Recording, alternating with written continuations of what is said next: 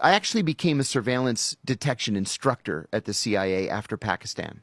When I first arrived in Pakistan, every day I would leave at a different time and take a different route to work. And every night when I was done, and the days were very, very long, it wasn't unusual to work an 18-hour day. I would leave and take a different route back to the guest house so as not to set a pattern. As soon as you set a pattern, that's when they kill you. So I left one day, and I noticed a guy on a motorcycle with a red helmet trying really hard to stay in my blind spot. And I thought, okay, noted. So I got to the embassy, and I was waiting for the security officer to come. And I said, listen, I'm under surveillance. I'm positive that I'm under surveillance. And he's like, well, how are you so sure? So I said, 3 sightings over 2 days, and I told him everything. He's like, ooh, yeah, okay, that's surveillance. You know what you have to do? And I said, I know. And then he said, you never had to do that before, did you? And I said, no, never. He said, yeah, it's going to be okay. We're going to have a whole group of guys out there. Well, around 2 o'clock, I had a meeting at a safe house that we shared with the host service. We used to interrogate prisoners there.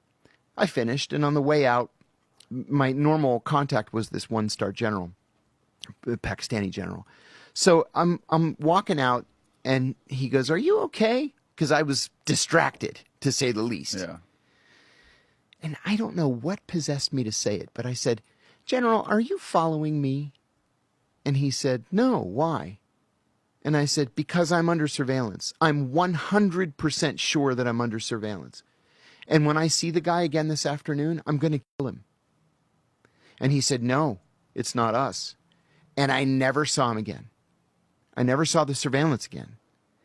We learned later, they were all sitting around one day, and one of them said, that John Kiriakou from the American embassy, he is such a nice guy.